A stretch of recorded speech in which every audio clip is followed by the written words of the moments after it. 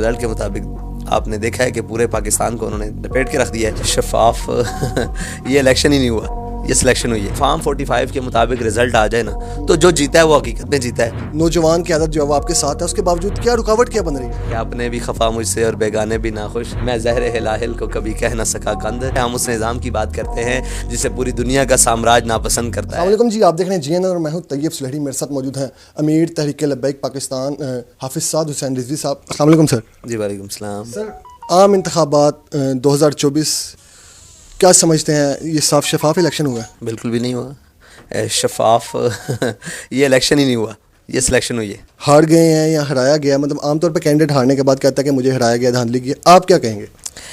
देखें, वहाँ इलेक्शन हुआ ही नहीं, और इसलिए नहीं हुआ कि इलेक्शन के बाद इलेक्शन मुकम्मल होता है रिज़ल्ट और काउंटिंग और गिनती के बाद, और DRO के ऑफिस में और सारे मामला।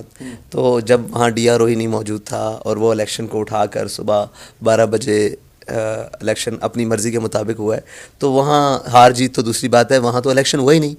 जब इलेक्शन के सारे लवाजमात ही पूरे नहीं है तो क्या हाल क्या थी वहाँ पे हल्के में या पोलिंग स्टेशन पे? पोलिंग स्टेशन फार्म 45 के मुताबिक हालात आपके सामने, ठीक है जी। और रही रिज़ल्ट के मुताबिक, तो रिज़ल्ट के मुताबिक आपने देखा है कि पूरे पाकिस्तान को उन्होंने लपेट के रख दिया है। MA50 से जो है वो खातून है पाकिस्तान तहरीक इंसाफ की, आज़ाद हैसियत से जो इलेक्शन लड़ी थी, वो कहती हैं मैं जीती हूँ, लेकिन जो फाइनल रिजल्ट आता है उसके अकॉर्डिंग जो PMLN जीतती है। तो आप क्या समझते हैं कि किसका वोट सबसे ज़्यादा था और क्या उस हल्के की क्या पोजीशन थी? देखें, फार्म 45 के मुताबिक रिजल्ट आ जाए ना तो जो जीता है वो हकीकत में जीता है। और इस तरह तो हर कोई दावेदार होगा, मैं कहूँगा मैं जीता हूँ, वो कहेंगे वो जीता है, कोई भी है, हर कोई दावे। फार्म 45 के मुताबिक जिसकी जीत होगी बाकी यार तस्लीम कर लेंगे। अदालत से रुजू किया है? बिल्कुल, हमने लीगल फॉर्म्स रुजू किया है, और जहाँ तक रुजू किया है बेहतर तरीके से किया है। बाकी जिन्होंने रुजू किया है कोर्ट्स में, उनकी तो पिटीशन रोड गई है ना, देखा है आपने।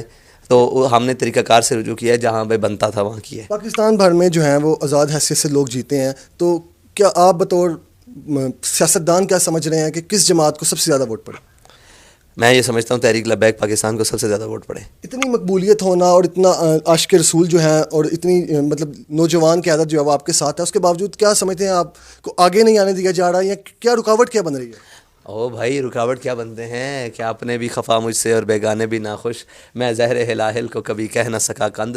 अल्लाह के बंदे, ये रुकावट ऐसे नहीं है, ये रुकावट इसलिए है कि हम उस निज़ाम की बात करते हैं जो आलम कुफ्र की आंख में खटकता है। हम उस निज़ाम की बात करते हैं जिसे पूरी दुनिया का साम्राज्य नापसंद करता है। हम उस निज़ाम की बात करते हैं जिसे दुनिया के तमाम ज़ाहिरी ताकतवर, जिनको अपनी ताकत पर घमंड है, वो उसके ख़िलाफ़ हैं। और हम जिस निज़ाम की बात करते हैं उसके ख़िलाफ़ वो तमाम क़ुव्वतें तागूती क़ुव्वतें हैं। तो हम तागूत के ख़िलाफ़ हैं तो वो सारे हमारे ख़िलाफ़ हैं। तो वो उनकी गलत फहमी है कि ये इस तरह रोकेंगे तो हम रोकेंगे। इंशाअल्लाह हम आखिर सांस तक लड़ेंगे, और जहाँ तक हमारा काम है मेहनत और जद्दोजहद करना, वो हम करेंगे। बाकी इंशाअल्लाह अल्लाह ताला बेहतर लाएगा। और वयम करूना वयम करुल्लाह, अल्लाह इंशाअल्लाह लाएगा। और ला गालिब इल्लल्लाह, अल्लाह का हुक्म गालिब होकर रहेगा। शर्त यह है कि हमने मेहनत करनी है, जो रहती कसर है वो भी इंशाअल्लाह निकाल देंगे। अच्छा, पाकिस्तान तहरीक इंसाफ के बारे में आपकी क्या राय है? सुनने में आ रहा है कि लोग कह रहे हैं कि TLP उनके साथ इत्तेहाद करने जा रही है, क्या सदाकत है इस बात में? ऐसी बात नहीं है। देखें, हमारे दरवाजे पर कोई आएगा ना, हमसे कुछ भी, आप आए हैं मेरे दरवाजे पर तो आप इंटरव्यू करने आए हैं, तो मैं अपनी बेशक जितनी मसरूफियात है मैं आपसे मिल भी रहा हूँ और आप